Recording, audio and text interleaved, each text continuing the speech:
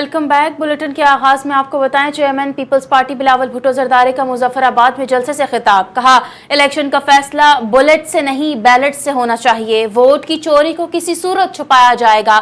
حق حاکمیت کا مطلب یہ نہیں ہے کہ جس کے حق میں ووٹ ڈالا جائے اسی کا ووٹ نکلے۔ کشمیر میں امن اور انصاف دیکھنا چاہتا ہوں، کشمیریوں کو تمام حقوق دلوائیں گے۔ کشمیر کے فیصلے کشمیر کی منتخب اسمبلی کرے گی۔ الیکشن کے بعد ایک آئینی کنونشن بلائیں گے جس میں حکومت، اپوزیشن، مہاجرین کے نمائندے، وکلاء اور سول سوسائٹی کے لوگ بھی شریک ہوں گے۔ مہاجرین کی حقیقی نمائندگی محفوظ رہنی چاہیے۔ آپ کو حق حاکمیت دلوانا چاہتا ہوں۔ کشمیر کے مہاجرین کے مسائل ہیں، اگر ان کا ووٹ چوری ہوگا تو کسی کی جیب میں ہوگا تو ان کے مسائل حل نہیں ہوں گے۔ کشمیری مہاجرین ہمارے وجود، تاریخ اور تحریک کا حصہ ہیں۔ جن اداروں میں مستقبل کے فیصلے ہوتے ہیں وہاں کشمیر کی کرسی نہیں ہونی چاہیے۔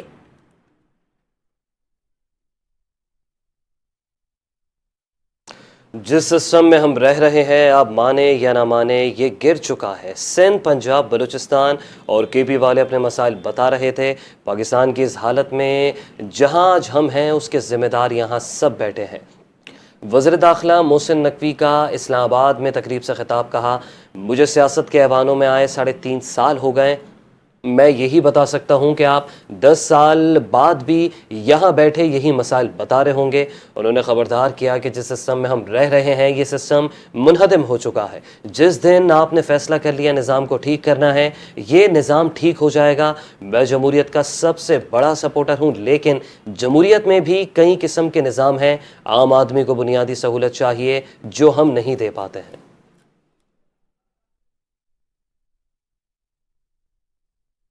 وزیر اعظم شہباز شریف کے زیر صدارت پاور ڈویژن کے امور پر جائزہ اجلاس ہوا۔ اجلاس میں بجلی تقسیم کار کمپنیوں کی کارکردگی پر بریفنگ دی گئی۔ وزیر اعظم شہباز شریف کا اجلاس میں کہنا تھا کہ پاور سیکٹر میں اصلاحات ہماری اولین ترجیحات میں شامل ہے۔ پاور سیکٹر کی بہتری کے لیے ابھی مزید محنت کی ضرورت ہے۔ ملک بھر میں اسمارٹ میٹرز کی تنصیب ناگزیر ہے۔ بجلی چوری کو مکمل طور پر ختم کرنے کے لیے پاور سیکٹر میں اہم ہر سطح پر سخت اقدامات کی ضرورت ہے۔ بہترین کارکردگی والے ڈسکو کو اعزاز سے نوازا جائے گا۔ یہی دیہی علاقے اور لوڈ شیڈنگ کے مسئلے سے مؤثر انداز میں نمٹنے کے لیے گاؤں کی سطح پر شمسی توانائی کے منصوبے تیار کیے جائیں گے۔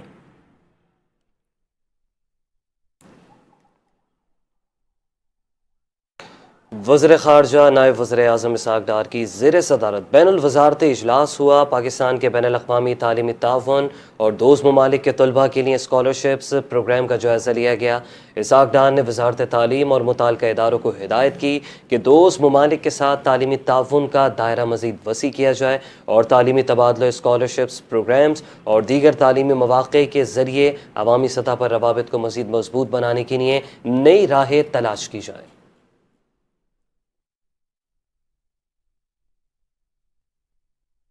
بیلاروس کے اعلیٰ دفاعی وفد کی ایئر ہیڈ کوارٹرز آمد ہوئی ہے۔ ISPR کے مطابق بیلاروس کے اعلیٰ دفاعی ایئر ہیڈ کوارٹرز آمد کے موقع پر air chief marshal Zaheer Ahmed Babar Sidhu سے ملاقات ہوئی۔ پاکستان اور بیلاروس کے درمیان دفاعی تعاون، علاقائی سلامتی اور عسکری اشتراک پر تبادلہ خیال کیا گیا۔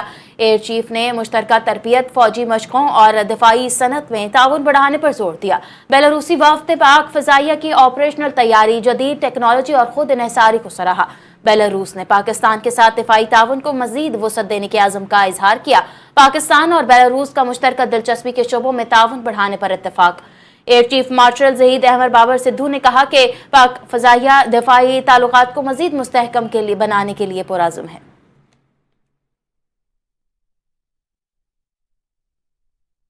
وزارت خارجہ نے کہا ہے کہ پاکستان کو مشرق وسطی میں سیکیورٹی صورتحال پر تشویش ہے اور سفارتکاری ہی واحد راستہ ہے۔ فریقین کے درمیان مذاکرات جاری ہیں۔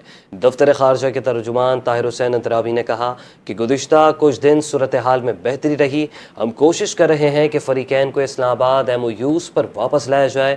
پاکستان، ایران، امریکہ معاملے میں اپنا کردار جاری رکھے گا۔ طاہر حسین اندرابی نے یہ بھی بتایا کہ گزشتہ ہفتے وزیر اعظم نے سعودی ولی عہد محمد بن سلمان سے ٹیلی فونک گفتگو کی۔ 25 جولائی کو اسحاق ڈار نے سعودی وزیر خارجہ سے ٹیلی فونک رابطہ کیا۔ نائب وزیر اعظم کو اردن کے وزیر خارجہ سے بھی رابطہ ہوا اور گزشتہ روز کویت کے وزیر خارجہ نے پاکستان کا سرکاری دورہ مکمل کیا۔ ترجمان دفتر خارجہ نے کہا کہ مشرق وسطی اور آبنۂ ہرمز میں صورتحال تشویشناک ہے۔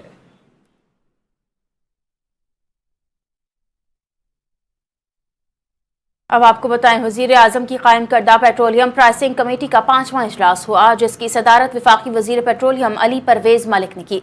इजलास में ब्रीफिंग के दौरान बताया गया, पेट्रोलियम कीमतों के निज़ाम में शफाफियत और अवाम की मालूमात तक रसाई मजीद बेहतर होगी। स्ट्रेटेजिक पेट्रोलियम ज़खायर और प्राइस स्टेबलाइजेशन फंड के कीमतों पर मुमकिन असरात का जायजा लिया जाएगा। इजलास में कमेटी अरकान ने रोजाना पेट्रोलियम कीमतों के तयन के फार्मूले को सराहा। कमेटी अरकान का कहना था कि नए पेट्रोलियम प्राइसिंग मैकेनिज्म में शफाफियत बढ़ाने और कीमतों में उतार चढ़ाव कम करने के इकदाम काबिल तहसीन हैं। इजलास में अली परवेज मलिक का कहना था कि डी रेगुलेशन के लिए मखसूस अहदाफ और संग मील मुकर्रर किए जाएं। ऑयल मार्केटिंग कंपनियों को पेट्रोल सप्लाई चेन की एंड टू एंड डिजिटलाइजेशन का जिम्मेदार बनाया जाए। ओगरा वेबसाइट पर रोजाना पेट्रोलियम कीमतों, प्राइसिंग फार्मूले और प्लॉट्स डेटा का डैशबोर्ड फाल हो चुका है।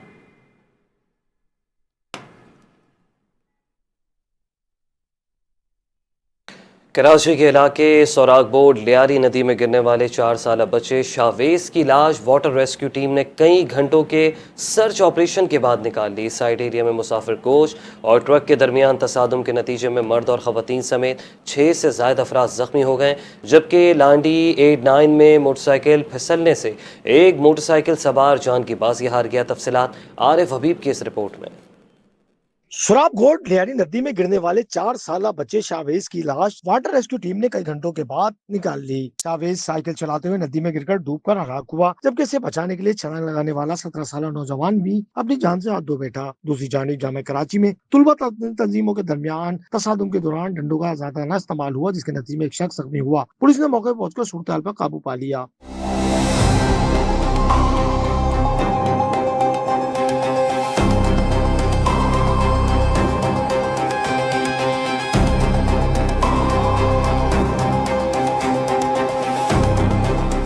पीआईबी की खोसिया कॉलोनी में एक अफसोसनाक वाकये में 18 साल नौजवान हम्माद अपने घर से फंदा लगी हालत में मुर्दा पाया गया। लाश को कानूनी कार्रवाई के लिए अस्पताल मुंतकिल किया गया। ट्रैफिक हादसा में भी शहरों के लिए जानलेवा साबित हुए। साइड एरिया में मुसाफिर कोच और ट्रक के दरमियान तसादुम में मर्द खवातीन समेत 6 से ज्यादा अफराद जख्मी हो गए, जबकि लांडी 89 में मोटरसाइकिल सवार स्लिप होने से एक मोटरसाइकिल सवार जान की बाजी हार गया। पुलिस मददगार 15 ने फौरी कार्रवाई करते हुए शाह लतीफ के इलाके से छीनी गई मोटरसाइकिल बरामद कर ली। ताहम मुलजिम फरार होने में कामयाब हो गया। एक और कामयाब कार्रवाई में मददगार 15 ने 3 साल कबल लाहौर से लापता होने वाली 20 साल लड़की को बासाब करा के मुसलमान समेत मुतल्लका थाने के हवाले कर दिया।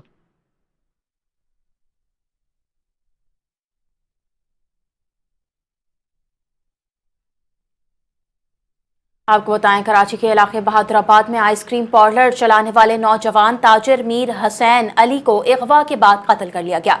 मकतूल की तशद्दुद ज़दा लाश गुलिस्तान जौहर से मिली, जबकि मकतूल की 20 अगस्त को शादी होनी थी। मकतूल के वालिद का कहना है, मेरे बेटे की कोई सियासी वाबस्तगी नहीं थी। मजीद उनका क्या कहना था, आइए जानते हैं।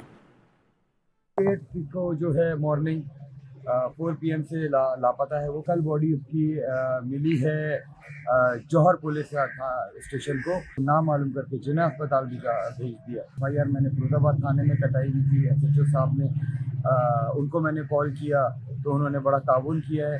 और बच्चे का मोबाइल का पता नहीं है कि बच्चे का मोबाइल कहाँ है। वो मोबाइल नहीं मिला उनको, बॉडी सिर्फ मिली है। मेरे अखलौते बेटे थे, वो BBA कर रहे थे और वो गॉफ्लेक्स नाम से इनका बिजनेस है बहादुराबाद चौरंगी पर और नॉर्थ नाजमाबाद फूड स्ट्रीट पर। और ये डेजर्ट शॉप है जी, उस पर इनका काम चल रहा था। ये 5 साल से ये काम कर रहे थे। बस वो सॉर्ट ऑफ इसी तरह निकला बोल करके मैं जा रहा हूँ, आता हूँ जैसे बच्चे करते हैं। तो आए तो उनकी डेड बॉडी में थी। मेरा मुतालबा सिर्फ इतना है कि हमें इंसाफ फराहम किया जाए। बानी PTI की बहन नौरीन न्याजी की 1 हफ्ते के लिए हिफाजती जमानत मंजूर कर ली गई है। लाहौर हाई कोर्ट ने NCCIA को नौरीन न्याजी की गिरफ्तारी से रोक दिया। वाज़ेह रहे कि नौरीन न्याजी पर पीका एक्ट के तहत मुकदमा दर्ज किया गया था। नौरीन न्याजी पर रियासती और सिक्योरिटी इदारों के खिलाफ प्रोपेगेंडा करने का इल्जाम है। FIR के मुताबिक बानी PTI की बहन ने सोशल मीडिया के जरिए झूठा, इश्तियाल अंगेज, तौहीन और धमकी आमेज मवाद फैलाया था।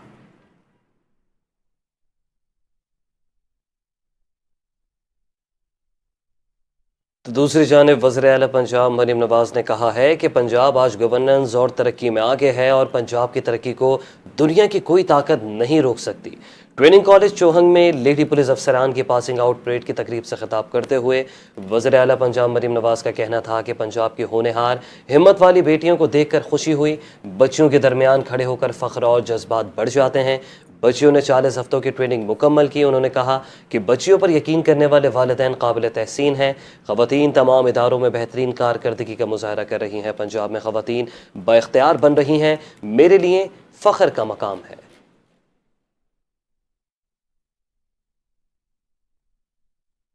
تو دوسری جانب وزیر اطلاعات پنجاب عظمہ بخاری کہتی ہیں ہم پیپلز پارٹی کی کارکردگی پوچھتے ہیں تو وہ منہ چھپاتے پھرتے ہیں۔ پیپلز پارٹی نے کراچی کے لوگوں کو ٹینکر مافیا کے حوالے کیا ہوا ہے، جبکہ وفاق کے خلاف جھوٹا بیانیہ بنایا جاتا ہے۔ پچھلے سیلاب میں بلاول بھٹو نے مشورہ دیا تھا کہ خیرات مانگنے نکل جائیں۔ وزیر اعلیٰ پنجاب نے اپنے وسائل سے سیلاب میں کام کروایا، وفاق نے کوئی سپورٹ نہیں دی۔ وزیر اطلاعات پنجاب نے کہا یہ رونا دھونا پتہ نہیں کیوں ان کی عادت بن گئی ہے، اگر دوسری طرف سے سیاسی درجہ حرارت کم ہوگا تو ہماری طرف سے بھی کم ہوگا۔ سندھ کے اسپتال اتنے اچھے ہیں تو ان کے وزیر باہر علاج کروانے کیوں جاتے ہیں؟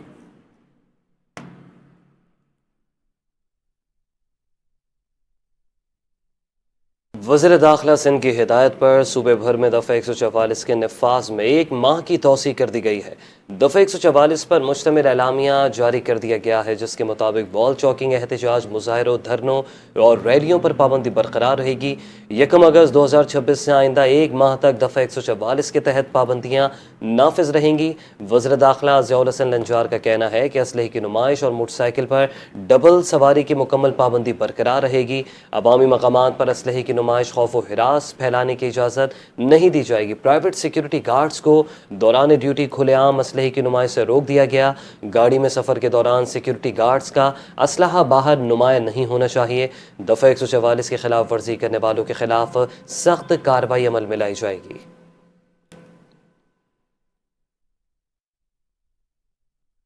وزیر بلدیات سندھ ناصر حسین شاہ کی زیر صدارت سندھ بلڈنگ کنٹرول اتھارٹی کا اجلاس ہوا۔ اجلاس میں additional chief secretary local government اور دیگر افسران نے شرکت کی۔ اجلاس میں وزیر بلدیات کا کہنا تھا غیر قانونی تعمیرات کے حوالے سے 15 دن کی مہلت دیتے ہیں۔ 15 دن کے بعد کسی بھی افسر کی شکایت آئے ڈی جی بلا تفریق ایکشن لے۔ ایس بی سی اے کے انٹیلیجنس نظام میں بہتری لائی جائے، روزانہ کی بنیاد پر مانیٹرنگ کی جائے، غیر قانونی تعمیرات کو مسمار کرنے کے لیے خصوصی ٹیم تشکیل کی جائے۔ چیئرمین بلاول بھٹو زرداری کی ہدایت ہے کہ عوام کی بہتری کے لیے ون ونڈو آپریشن کو بہتر بنایا جائے۔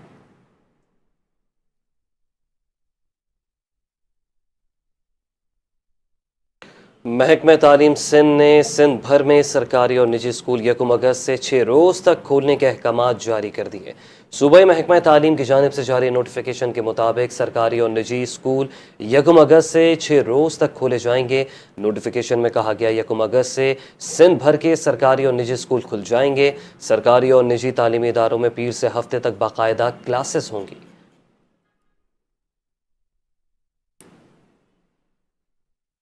کھیل کے میدان سے خبر دیں، گلاسکو کامن ویلتھ گیمز میں پاکستان کے ارشد ندیم نے جیولن تھرو کے فائنل راؤنڈ کے لیے کوالیفائی کر لیا ہے۔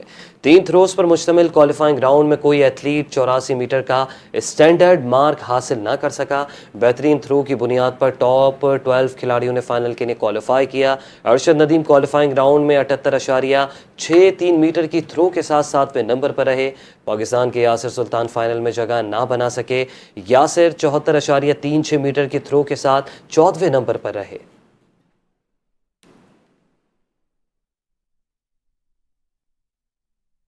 پاکستانی ٹیسٹ کرکٹ ٹیم کے سابق کپتان شان مسعود انگلی میں فریکچر کے باعث ویسٹ انڈیز کے خلاف دوسرے ٹیسٹ میچ سے باہر ہو گئے ہیں۔ ذرائع کے مطابق پہلے ٹیسٹ کی پہلی اننگز میں بیٹنگ کے دوران گیند لگنے سے ان کی انگلی میں فریکچر ہوا تھا، جس کے بعد ڈاکٹروں نے انہیں مکمل آرام کا مشورہ دیا تھا۔ ذرائع کا کہنا ہے کہ شان مسعود کی بحالی کا عمل جاری رہے گا اور توقع ہے کہ وہ انگلینڈ کے خلاف آئندہ ٹیسٹ سیریز کے لیے قومی ٹیم کو دستیاب ہوں گے۔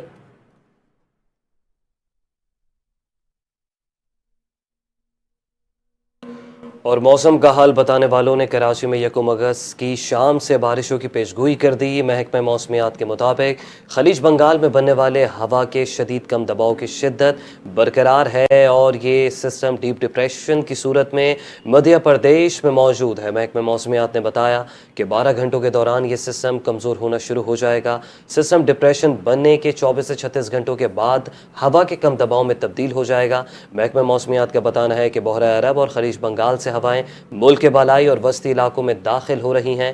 مغربی ہواؤں کا سلسلہ بھی ملک کے شمالی علاقوں پر اثر انداز ہے اور سسٹم کے زیر اثر تھرپارکر، عمرکوٹ، مٹھی، سانگڑ اور حیدرآباد میں بارشوں کا امکان ہے۔ 31 جولائی کی شام یا رات سے 2 اگست تک وقفے سے بارش ہو سکتی ہے۔